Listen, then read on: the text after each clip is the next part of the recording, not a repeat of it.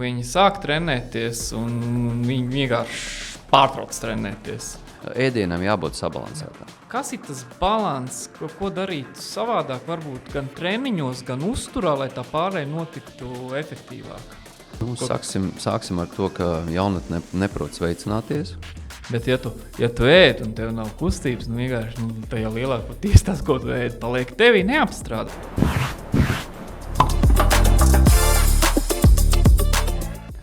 Labdien! Pie mums šodien Premu ciemos ir Denis Čerkovskis, olimpietis, treneris un vispār, manuprāt, liels spēka vīrs. Bet pastāst, Denis. Pa spēka vīru. Es vairāk droši vien attiecinātu sevi pie izturībnieka. Spēks ir tajā, ka tu ilgstoši vari kaut ko darīt. Attiecīgi, tad nav melots. Tieši tā. Varbūt ievadam pastāst nedaudz par sevi mūsu, skatītājiem, par to profesionālo. Īsumā mēģināšu. Jā, man ir aizvadīti profesionālie 25 gadi, var teikt, vienā sporta veidā, no kuriem es piedalījos no tiem gadiem. Tad man sanāca 4 olimpiskus ciklus aizvadīt līdz Olimpiskajām spēlēm. 5. olimpisko ciklu es aizvadīju, bet nesanāca kvalificēties uz Olimpiskajām spēlēm. Tā ir 20 tīrie profesionālie gadi spicē. Vēl 5 gadi aizgāja tomēr, lai kaut kādam apzināties un sagatavoties. Un pirms modernas piecīņas, kas ietilps sevi 5 sporta veidus, tagad tā bišķiņa mainījusies, bet toreiz man bija jāšauj, man bija jāpauko, man ir jājai ar zirgu, man bija jāskrien un man bija jāpeld.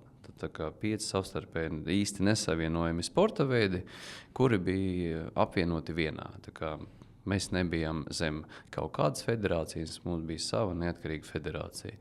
Lūk, man jau minēja iepriekš, 5 gadus es vēl dabūju papeldēt.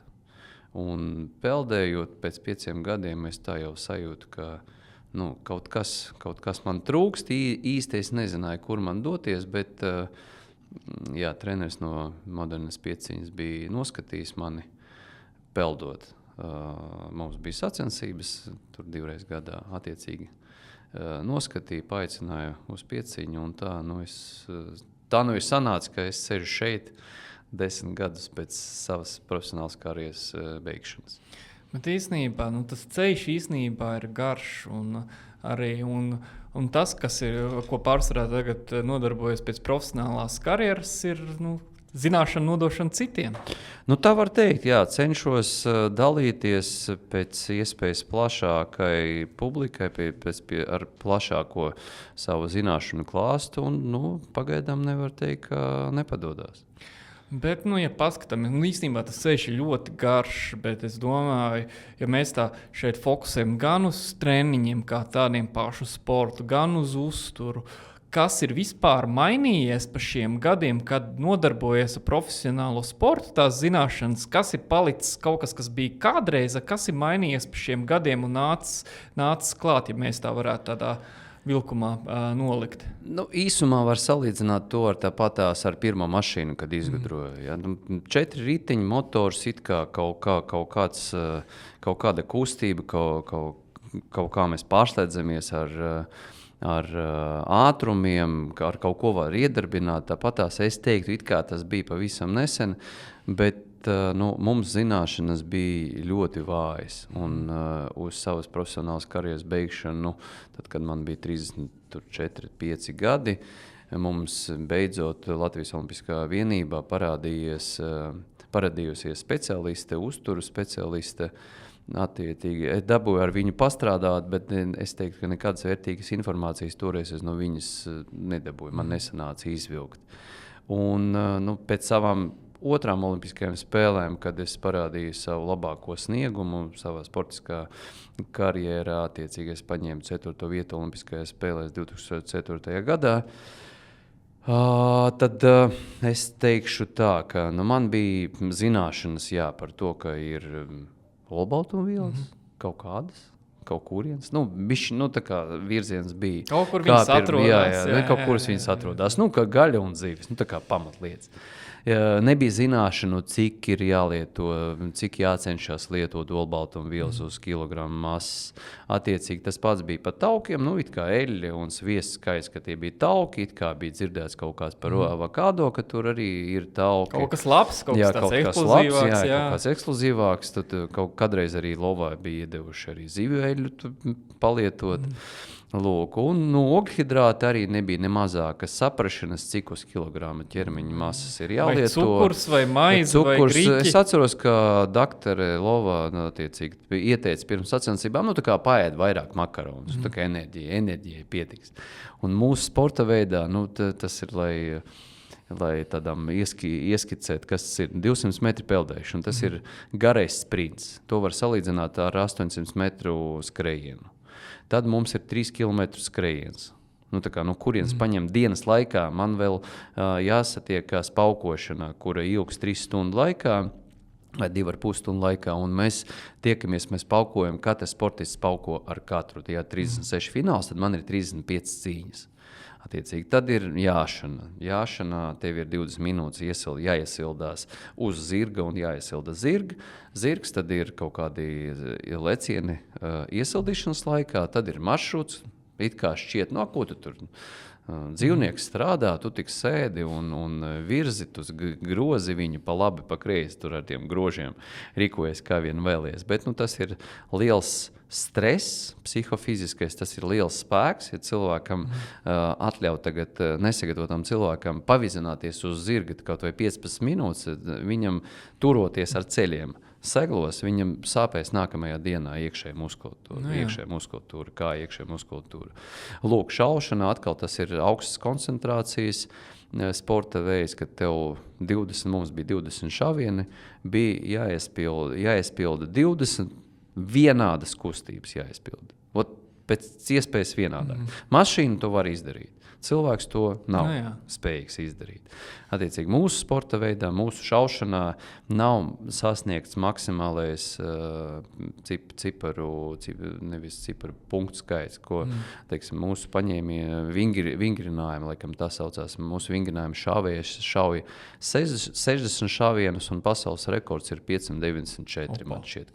Tas ir līmenis. Es piedaloties šaušanas sacensībās, man bija 555, kas ir priekš piecīnieka, bija ļoti labs līmenis, bet starp šāvējiem es biju priekšpēdējais vai pēdējais no 60 dalībniekiem. Bet tas joprojām ir līmenis, es neizskatu no aptveres. Kaut kā tā, pa ilgu, tu man droši apstādini, pa ilgu stāstu. Visi brīnišķīgi, jo šie ir tie stāsti,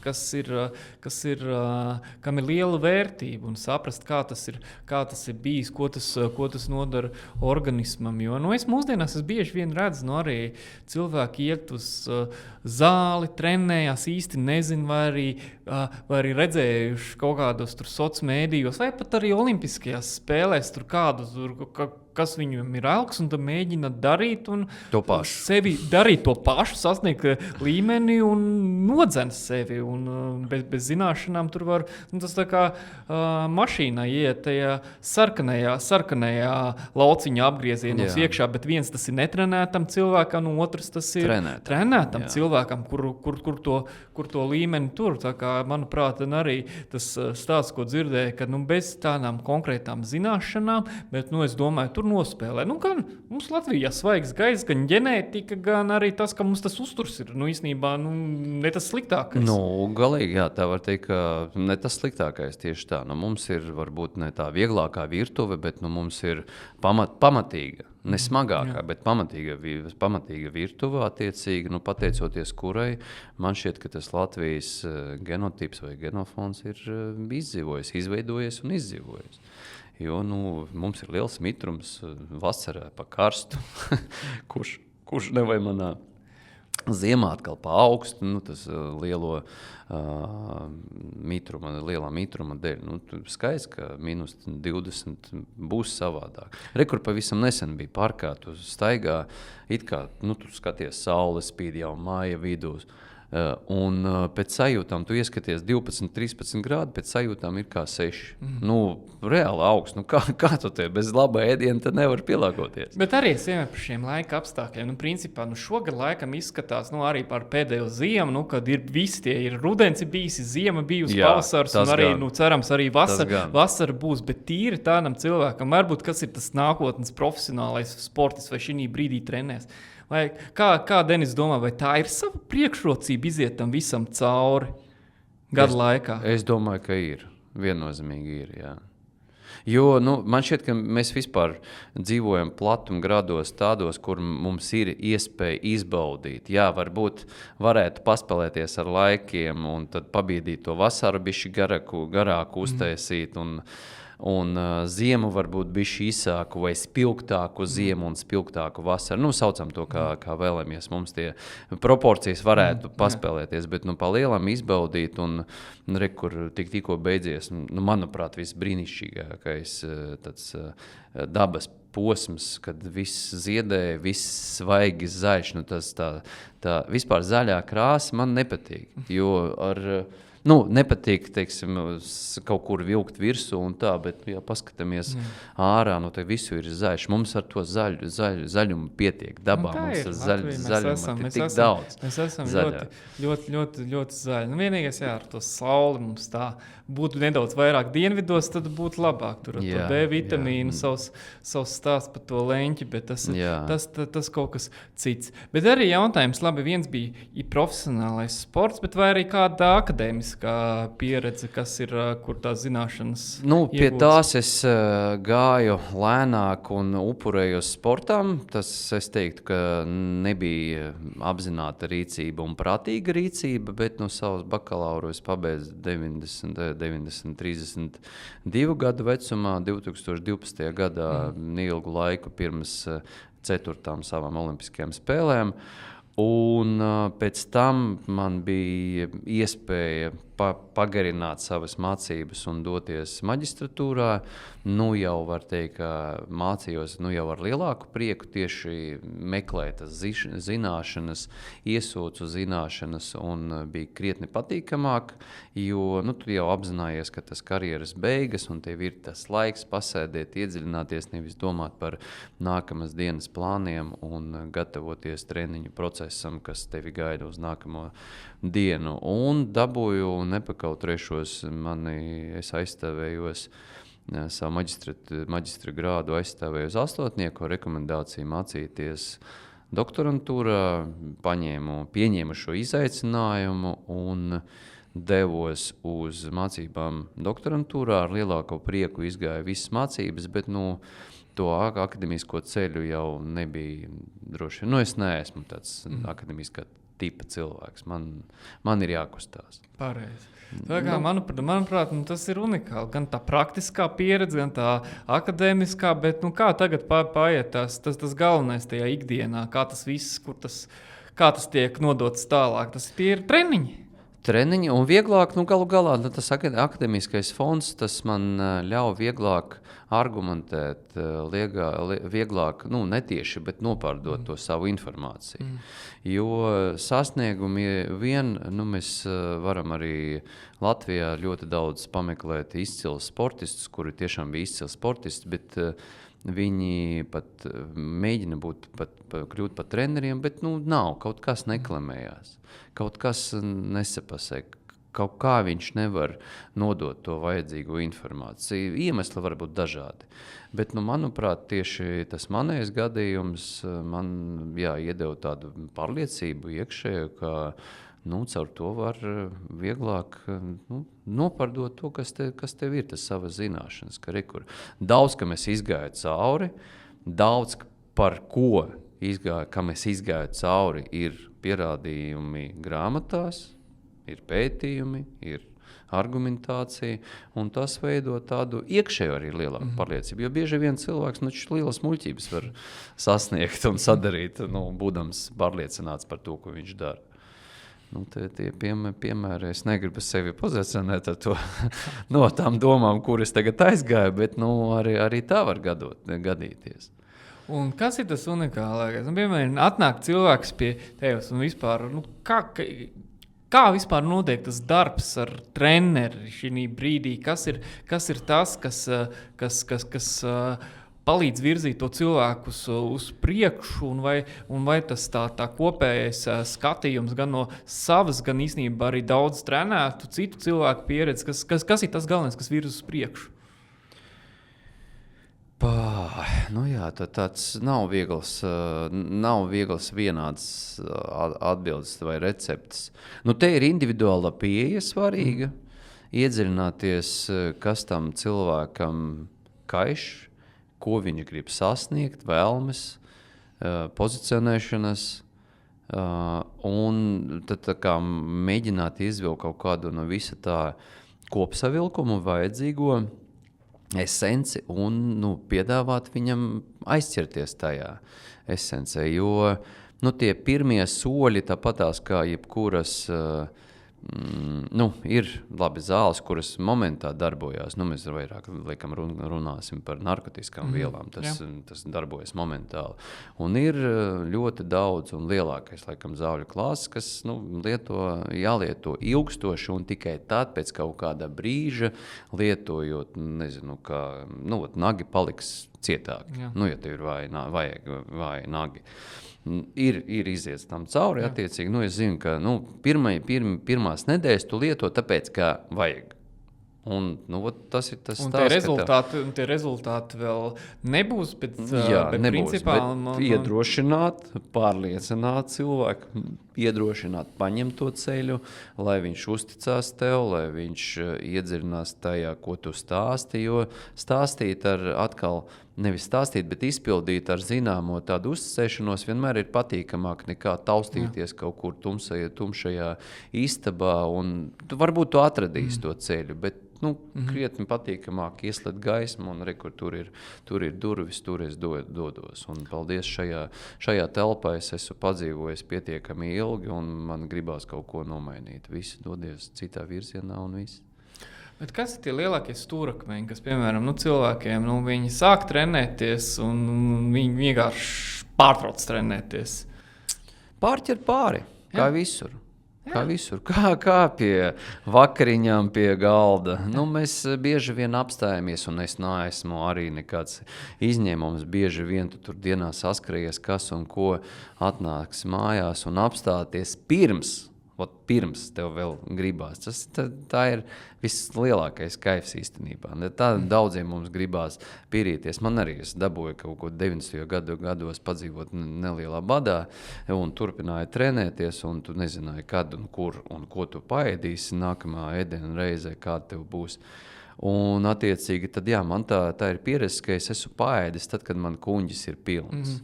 Bet tas jau, kā mēs zinām, pa daudz. Tā arī lielāka daļa trenējamo audzekņu, viņi mēģina, ja viņš ir atnācis uz treniņu, ja viņš ir šeit, tad viņam ir jāparāda no visiem aspektiem, ka viņš var, ka viņš grib, viņam ir jāsasvīst, viņam ir jāelso, viņam ir jānogurst, un gadījumā, ja treniņā viņš nav izpildījis kaut kādu vienu no 3 pozīcijām, ko es nosaucu, tad viss treniņš nav noticis.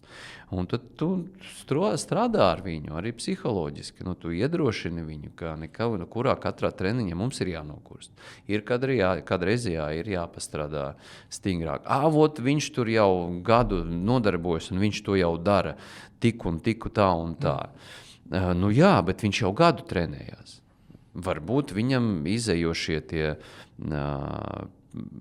lielumi ir savādāki. Varbūt viņam tas ģenētiskais fons ir tuvāk tai slodzei, tāpēc viņš tur ir, tāpēc viņš tur darbojās un viņam patīk, jo viņš to ir uzķeris. Mums gandrīz nevienam nepatīk ilgstošs viegls kardio slodzes, jo garlaicīgi nekas nenotiek, tāpat tās nevar just uzreiz to pievienoto vērtību. Tur pacelājas svarus uz 16, 8 atkārtojumiem, jau ir pampīts kaut kāds. Tur ir musīt, jā. Ja tu stundu pastaigāji, neko tu nejūti, bišķiņ tāds viegls nogurums. Kur ir pievienota vērtība? Tu skaidrs, ka es labāk iešu zālē, cilot uz atkārtojumus, vismaz būs kaut kāds efekts tā psiholoģiski, bet ieguldījums ir svarīgāks. Laba skaista māja vienmēr stāvēs ilgi uz labiem pamatiem. Ja pamati nav, tad māju, pēc 50 gadiem būs jānojauc. Jā, tas vienmēram tu aizēji uz zāli, tu iztaisi savus vingrinājumus, dabūsi savu pampu, bet dienas beigās tev, es nezinu, 2000 soļi, piemēram, ir. Tad, viens no, kaut vai es neesmu fanātiķis tiem soļu skaitītājiem, bet, kopumā, mums ir jākustās. Cilvēks ir domāts, tā ir manē pārliecība. Cilvēks ir domāts, lai kustētos. Cilvēks izskatās tā, kā viņš ēda. Tā ir, nav brīnumi. Ja cilvēks neēd daudz, tad viņš vienmēr būs tievāks nekā tas cilvēks, kurš ēd vairāk, nekā viņam vajadzētu. Un to mēs vienmēr pamanīsim. Lūk, jā, tur ir savi iemesli. Vienam ir lielāka tieksme pret cukuru, citam ir mazāka tieksme pret cukuru, trešajam, kā man vienkārši gribās piestumt to kuņģi, pieņemsim. Un, mēs visi atšķiramies. Attiecīgi tas ir tas stāsts, ka mums pret katram cilvēkam ir jāatrod tā unikāla atslēdziņa tieši viņam, kura atvers to vajadzīgo. Un tas durtiņas, kas nav jāver vaļā, tad pat tur nav jāiztiek. Jānoaizies un atversies tās durvis, kas jātur ciet. Tā kā tas vairāk tas filozofisks. Nonākam par cukuru. Tā jau, kā zini, tā man ļoti tuva tēma. Speciāli minēju, tā sanāca. Dažādām pusēm, bet tās domas kādreiz jau arī domāju, arī sportā, iet, dara, vai tu cel, vai tu skrien, vai visu, ka vajag visu, vai kārtīgi daudz varēs, ja tu esi tievs, tu varēsi saldums, cik tu gribi, tāpat tev viņa aizies tikai enerģijā, bet gan no paša, gan arī gan no kolēģu un citu sportistu, un gan no audzēkņu pieredzes. Kā tās domas ir šobrīd par šo visu? Vai tas tiešām tik daudz tā enerģija nepieciešama ir? Es domāju, ka nepieciešams visvairāk man pēc pieredzes, es teiktu, kuras man nebija profesionāli sportojot, ēdienam jābūt sabalansētām. Tas ir viss svarīgākais. Tagad es arī esmu pārliecināts par to, ka mums ir jāēd to, kā mēs trenēsimies. Kur mēs trenēsimies. Ja mēs cilāsim svarus, tad skaidrs bišķiņa akcents būtu jāliek vairāk uz olbaltumvielām. Ja mēs aizdomājamies noiet kolka dubulti, tad skaidrs, ka mēs droši varam uzlādēties ar ugļhidrātiem, tie mums noderēs, jo mums vajadzēs to enerģiju.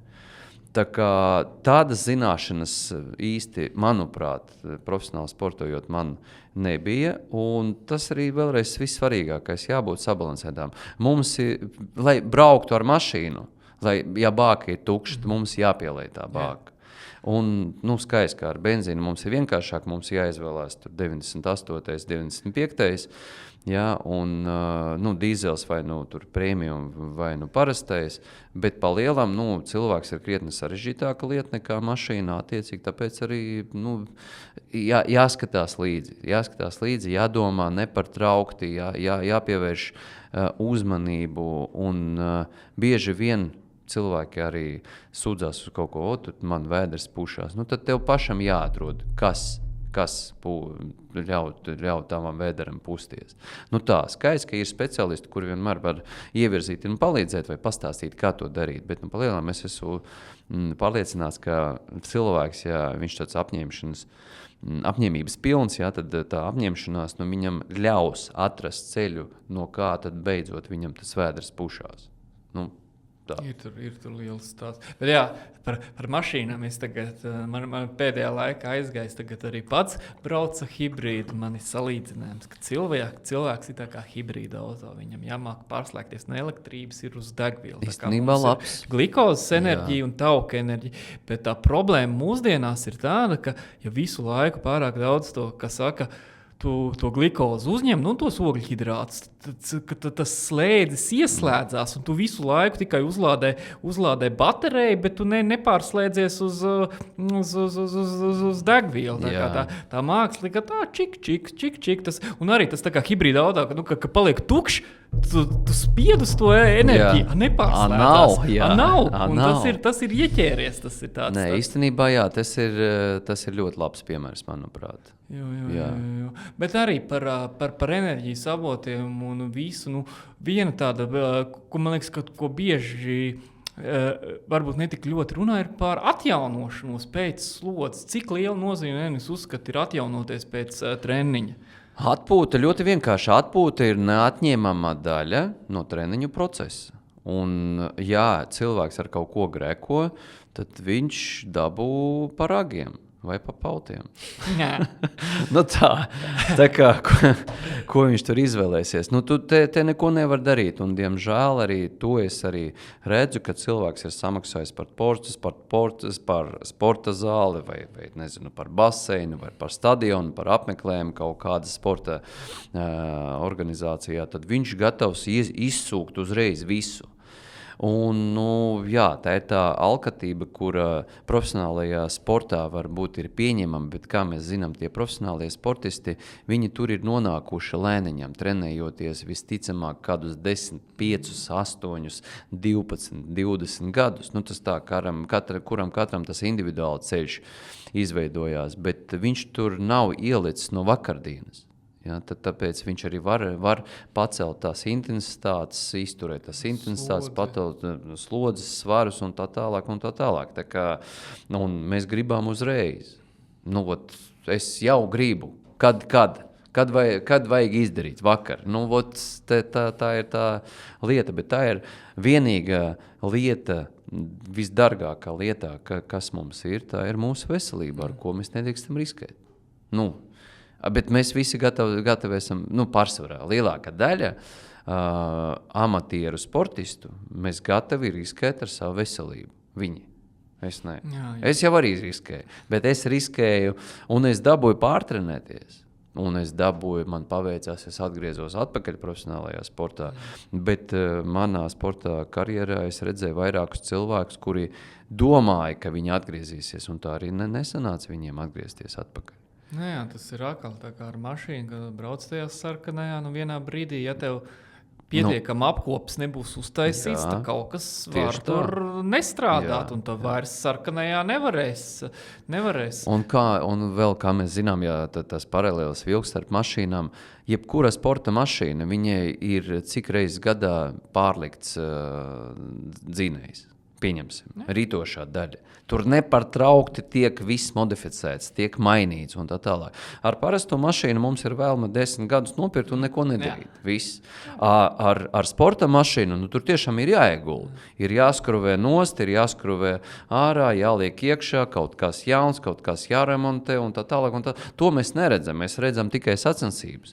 Un tas ir ļoti labs salīdzinājums ar profesionālo sportistu karjeru, kad viņam tā karjera ir pakārtota bišķi savādāk. Mēs gribam darīt to pašu, mēs neesam profesionālie sportisti, profesionāļi mēs neesam, bet mēs gribam to pašu. Nē, tā tas nebūs. Mums ir jāizvēlās vieglāks, vienkāršāks, varbūt pat savā ziņā prastāks ceļš uz to, un priekš kā mēs visu to darām, galvenais jautājums.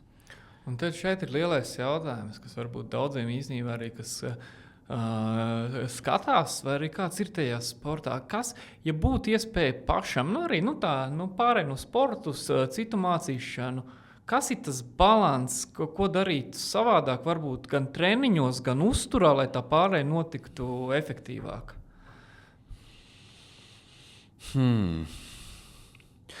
Es teiktu arī, es nemeklētu kaut kādu vienu recepti. Tā ir sarežģīta, kompleksēta atbilde. Es nemēģinātu tagad virzīt, kas būtu tāds konkrēts. Nav nekāda konkrēta. Katram tas ir individuāls ceļš, kurš ir jāaiziet ar laikam pastiprinātu uzmanību, jāpievērš uzmanība. Vairāk. Jebkurai lietai, ko mēs darām īstenībā, jādara. Ir dažas automātiskās lietas, bet, lai izveidotos kaut kāds paradums, attiecīgi pašā sākumā mums atkal, kā es jau runāju iepriekš, mums ir jāiegulda.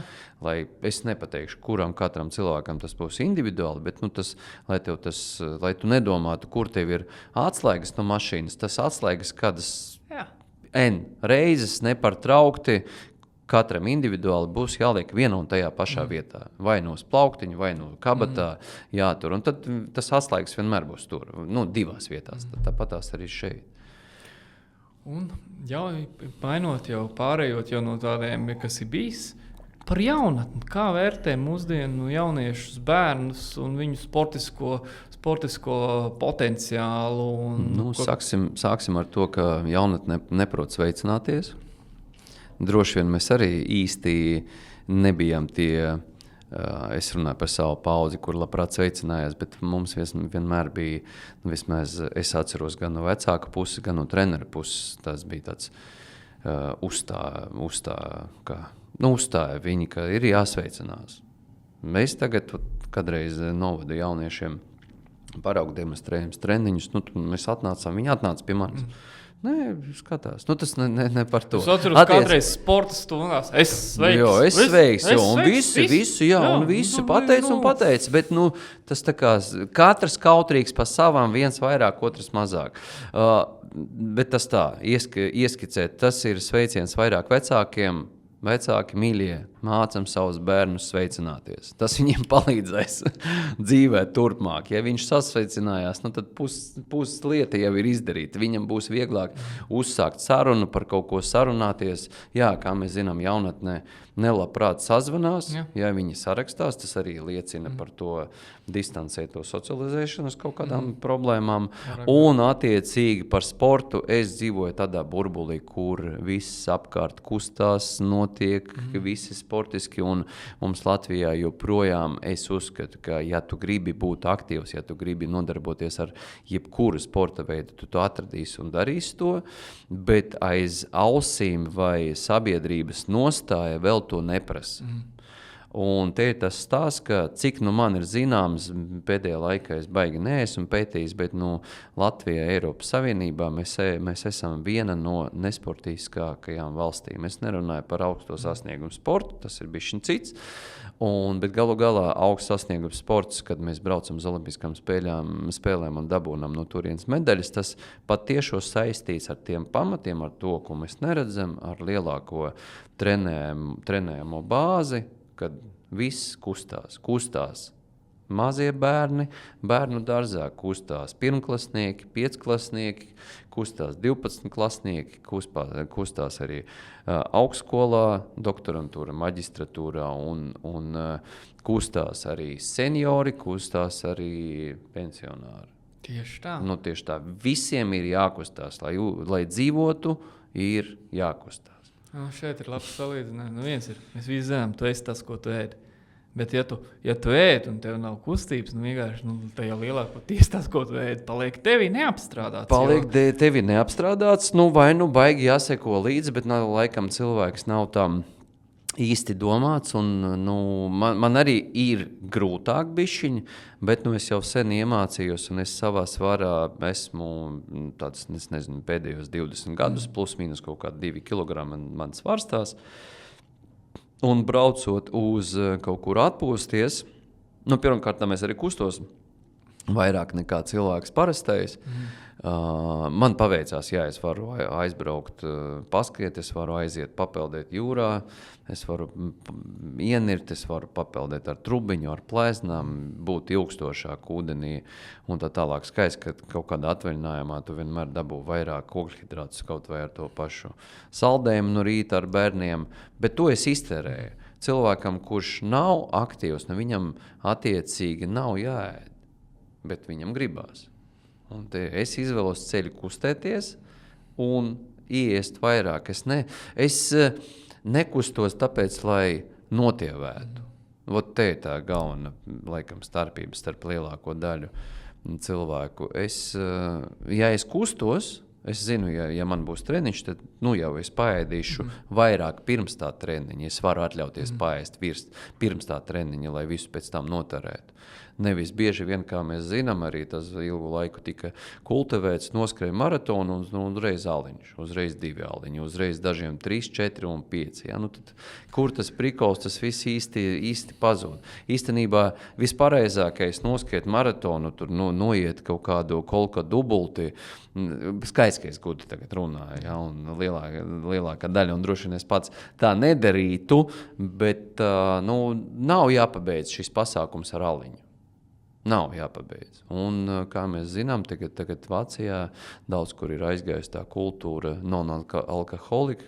Jā, it kā tev gribās padzerties, varbūt kaut kādu arī ruktumiņu, varbūt kaut kādu tur B vitamīnu tajā alu, es nezinu, bezalkoholiskā droši vien tie B vitamīnu grupa tāpatās. Tur ir arī minerāļi kādi. Jā, it kā tas ir atnācis uz to sportu tieši tāpēc, ka tur kur tu visu esi pazaudējis, kur ieraugi, un tev būs labi.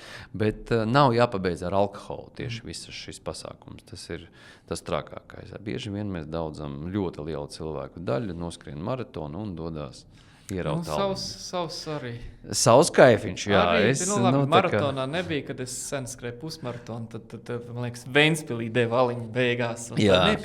Es īpaši nevaru neko pārmest, viss ir saprotams, bet ja mēs tā no struktūras, no sportiskās struktūras, no uzbūves uz šito paskatāmies, tad īsti, jā, tomēr tas nebūtu pareizi. No fizioloģijas, protams, tā ir slodze aknām. Akna kā tāda jau arī ir pēc fizioloģiskas slodzes organismā, viss strādā, visam jānonāk tur, kur ir nepieciešams. Piemēram, skriešanā iztērē gan glikogēna rezervu, gan muskulī, gan aknā. Un, kad, protams, šī distance ir beigusies, tad organismā nonāk viss kaut kās pienskābe pati kā tāda aknai arī kur ir jāizskalo. Kur vēl mans mīļais stāsts par baktērijām un visām baktēriju galapogu produktiem, kas var nonākt asins sistēmā. Vēl tur nedaudz alkohols būs, tā slodze aknai lielāk, bet no akna funkcija, no aknā notiek olbaltumvielu biosintēze, veidošanās. No kaut kādiem ķieģelīšiem izveidojās mums jauna auda, un principā viņi to, un ja to noslogo,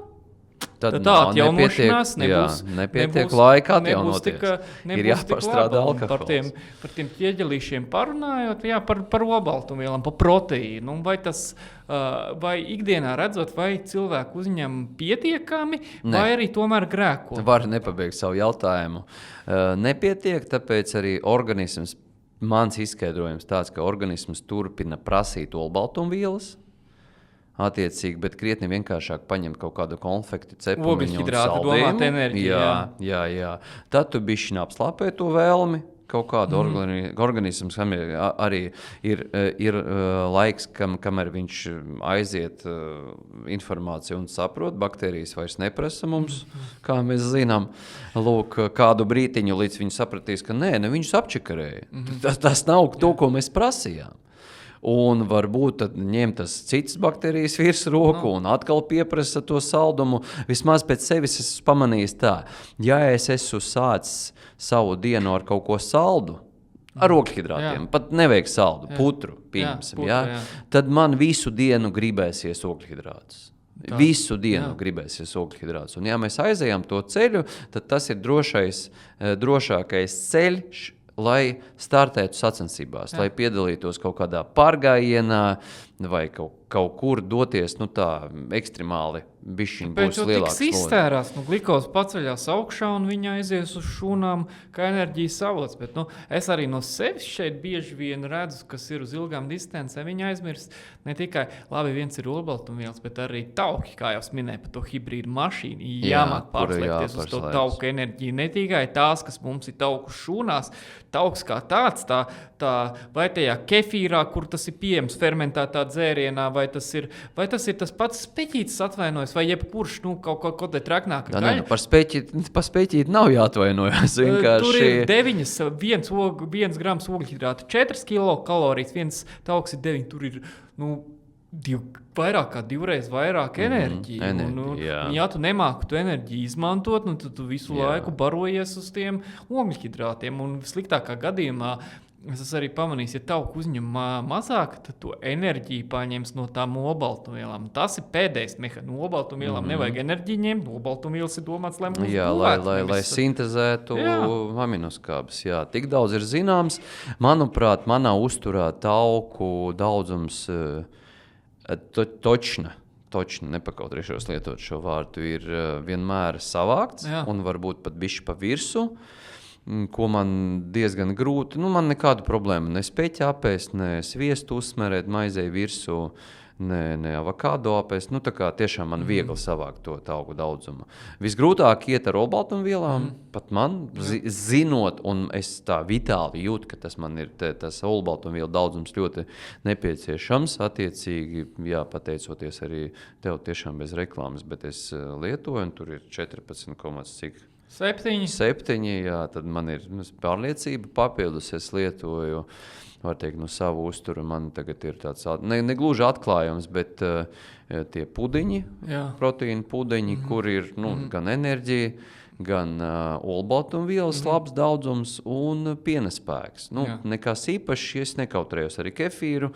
Par piena produktiem runājot, mana pieredze rāda uz to, ja es lietoju piena produktus, tad es nekautrējos lietot tos ar normālu tauku saturu. Es nemeklēju ar pazemināto tauku saturu, jo vēlreiz es uzskatu, ka no taukiem nav jābaidās.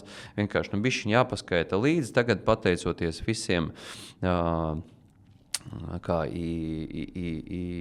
aplikācijām un visiem čatiem GPT ir viegli aprēķināt, tu bišķi pakomunicē, tu vari dabūt aprakstot savu aktivitāšu ikdienu, tu vari palīdzēt viņam ievirzīt tevi vajadzīgajos formātos un dabūt gan vajadzīgo tauku satu apjomu, cik tu varētu patērēt uz savu ķermeņa masas kilograma, tad arī ugļhidrātus un tā skaita olbaltumvielas. Bet ar olbaltumvielām pasaulē trūkst olbaltumvielas kā tāds, manuprāt. Tāpēc cenšos. OBV prot, man liekas, jau pieredze, cik kādi 3 gadi varētu būt.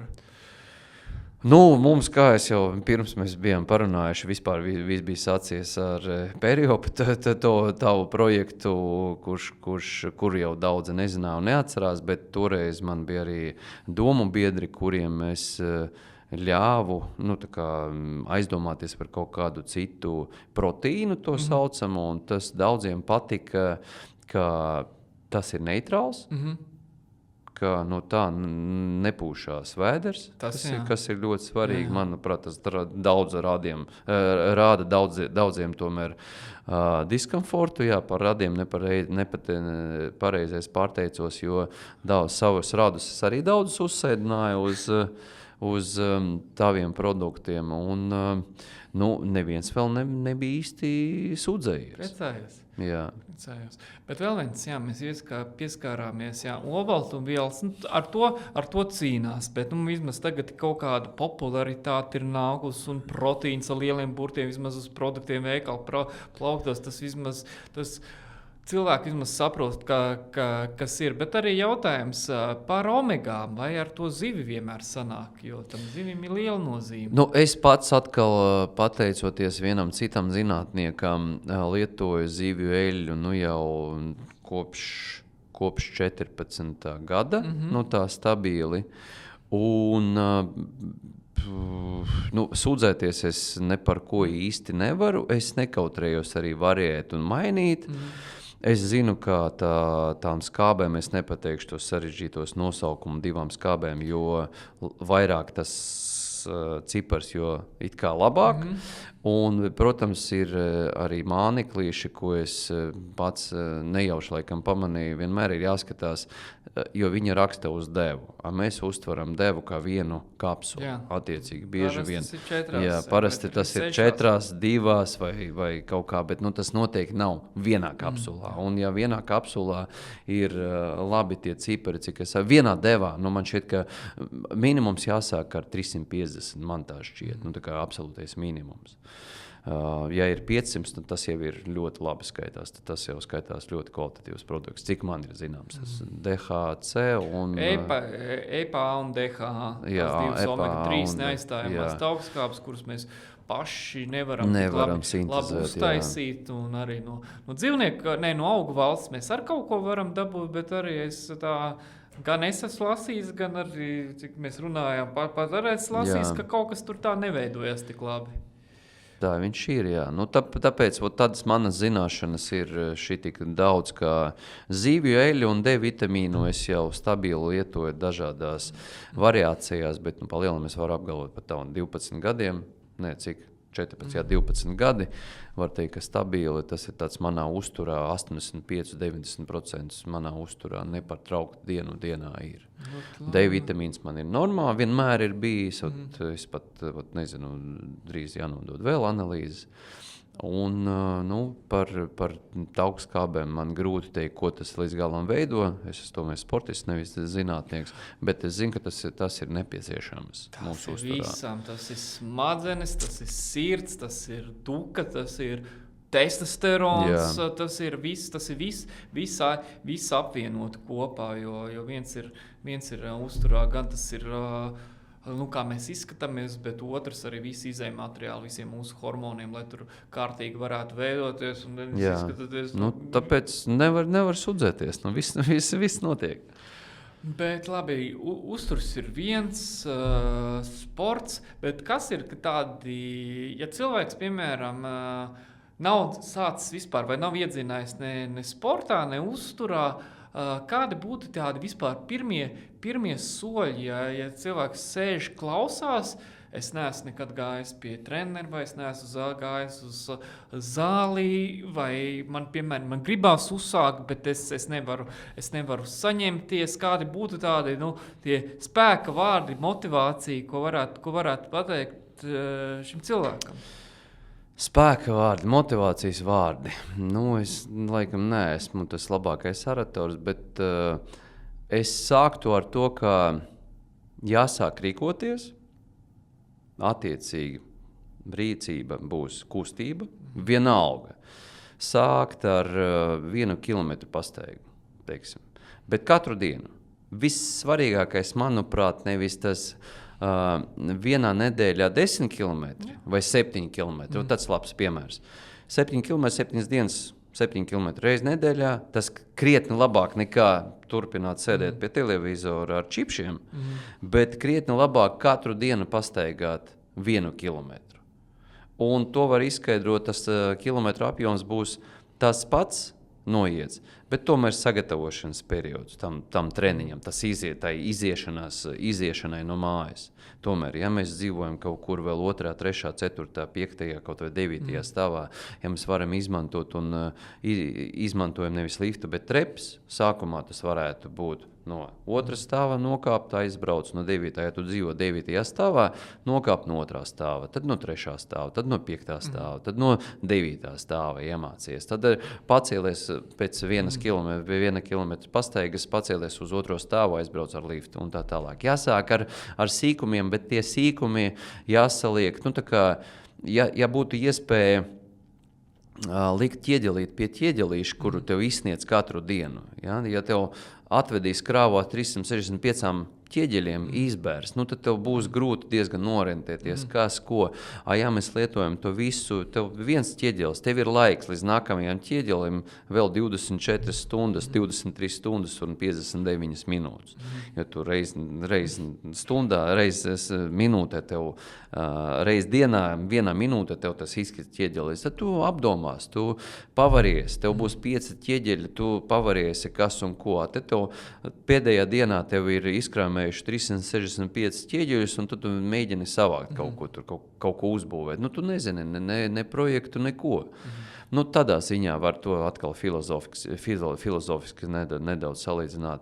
Jāsāk kustēties, rīcība ir kustība, un kustība var būt aiziet līdz baseinam, uzsēsties ar ričuka, pataisīt vingrošanu, pataisīt 10 pietupienus kaut vai. Iedomājamies, mums ir rupi runājot 16 stundas dienā, ko mēs esam nomodā. 8 stundas mēs esam gultā, tā rupi runājot. Mums ir 16 stundas. Katru stundu, ja mēs uztaisīsim, ja katrs vīrietis Latvijā dzīvojošais uztaisīs kaut vai 1 push-upu, roku saliekšu iztaisnoši. 1 piepumpēties, 1 reizi. Mēs savāksim dienā 16 pumpīšus. Cilvēkam, kurš nekad, pēdējā laikā, nav tā kā nekāds skaits, ka jaunībā mēs visi taisījām pumpīšus, bet daudziem tas ir apgrūtinošs pasākums. Vienalga kādu iemeslu dēļ, viņš 12 pamēģinām. Nesportisks cilvēks, 10 pumpīšus viņam ir grūti uztaisīt, viss. Attiecīgi, bet dienā viņš jau savāk 16. Un katru dienu 16. Tad gadā bail skaitīt, cik mēs atspiešanas uztaisīsim. Lūk, un pēc tam, ja tu pieredināji savu organismu kustēties to katru stundu uz 1 pumpīti, var pielikt klāt 1 pietupienu. vai 2 pietupienus, kājas tomēr stiprāk par rokām. Attiecīgi 2 pietupieni, atkal dienā tie ir 32 pietupieni. Jebkurš nesportists cilvēks, kurš uztaisīs uzreiz 32 smukus dziļus pietupienus, viņam nākamajā dienā sāpēs kājas. Viennozīmīgi. Viennozīmīgi, nerunājot par simtnieku. Par simtnieku viņš vispār nogalinās savas kājas un atgriezīsies bērnībā, kaut kādā jaunībā treni nometnē, kad patrenējās tā, ka viņš nākamajā dienā viņam grūti pastaigāt. Nu, lūk, tā kā tas ir tas stāsts. Tikai vienu reizi dienā, nevis dienā, bet stundā. 1 pumpīts, 2 pietupieni, viss. Bet pēc gada uzreiz pēc mēneša nebūs nekas. Pēc pusgada varbūt joprojām nebūs nekas. Es par efektu runājot. Bet pēc gada, es domāju, jau varēs izjust to efektu. Un tā ar visu var pielikt klāt pa sīkumiem. Un arī kā peldēšanas entuziasms un peldēšanas nozīmes vasarā ir tomēr šie mēneši, kad tas iespējams. Tādam, cik liela nozīme vispār ir peldēšanai un cik daudz vispār tas var palīdzēt gan muskuļiem, gan vielmaiņai? Peldēšana ir ļoti populārs, tomēr neskatoties uz to. Vispopulārākais skats, ka ir skriešana sporta veids pasaulē. Jā, peldēšana attīstītās valstīs mums ir pieejami baseini, mums ir pieejami speciālisti un kur mums ir obligāta apmācība lielākajās valsts pilsētās, man šķiet, un cilvēki tiešām tiek uz tiem baseiniem un mēģina. Cik tas ir svarīgi, pa lielam, manuprāt, vienalga, vai nu tu izgāji pastaigāties, vai nu tu aizgāji paskriet, vai tu pagriezi kaut kādu ričuku, vienalga iekštelpās vai ārā, vai tu aizgāji papeldēt. Te ir tas patērētais laiks. Baseins bieži vien ir atvieglojums tiem, kuriem ir mugursāpes. Tas bišķi atslābina un atbrīvo un ļauj pastiepties ķermenim.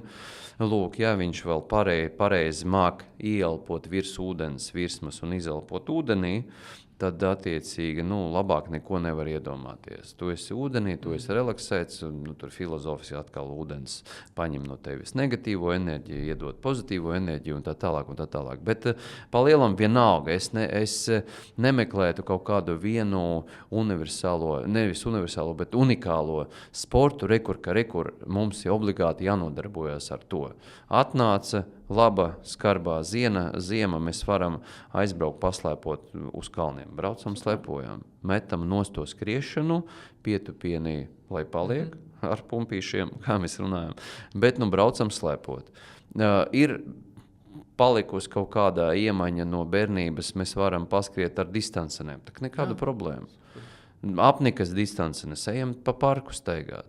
Varam bumbu padauzīt, ejam uz padeli, ejam uz bičtenisu, ejam uz badmintonu, vienalga. Šeit tas ir tā kā uzturēja, kā es mācu uzturēt šķīvi, jābūt ir tai dažādībai. Jā, tieši tā. Krāsas, tas ir vislabākais. Līdzīgi ir pa kustībām. Tev ir tā kā bija piecīni, cilvēks var gan iet, gan skriet, gan peldēt, gan tupties, un man liekas, šīs ir tās darbības, kas iedod muskuloskeletāram aparātam to dažādību. Pateicoties savām sporta veidām, es esmu tāds sanācis vispusīgs un multifunkcionāls, man vieglāk to visu iztenot un tā kā pielietot savā dzīvē. Bet skaisti, ja cilvēks bija, negribu nevienu, kā vienmēr aizvainot tieši, bet ja viņš ir metis tikai kaut ko vienu darījis, tad viņam būs grūtāk pārkvalificēties un aiziet papeldēt uz baseinu, jo viņam nav tas iemaņas. Un skaisti, ka ir sevišķi profesionāls sportists, ja viņš dabūjas kaut kāds ļoti nopietns rezultāts un piedalījies olimpiskajās spēlēs, un tad viņš atnāk uz baseinu un viņam tā peldēšana nepododās. Tad viņam negribās iet to ceļu atkal mācīties. Tas tā kā pašiznīcināšanas veids. Ja? Man arī patīk nodarboties ar to, kas man padodās, nevis ar to, kas man nepadodās. Tā ir kā jebkuram cilvēkam. Ja? Pateicoties, kā es jau teicu, savam sporta veidām, man daudz lietas padodās.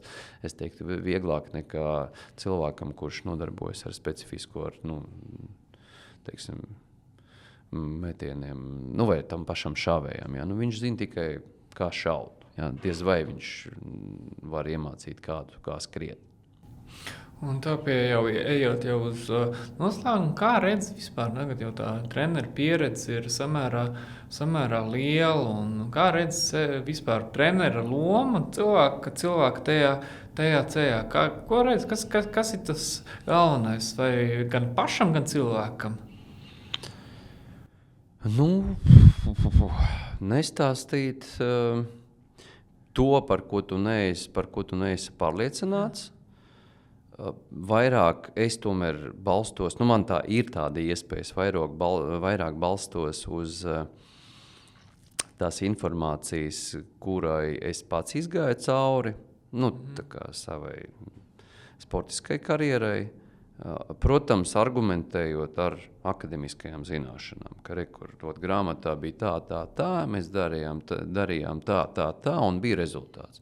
Un tā tas tiešām ir bijis, jo diezgan ātri mēs tomēr mēģinājām, vai diezgan ātri es sapratu, ka tas paņēmiens ņem vairāk, met tālāk, un kamēr lido atpūties, kaut kas tur neklemējās, kaut kas nav. Un visur ir pamatā, ja mēs gribam kaut ko uztrenēt, tad to vajag ne tikai trenēt, vajag uztrenēt. Jā. Un tad trenēt, tas ir jau uzturēšana.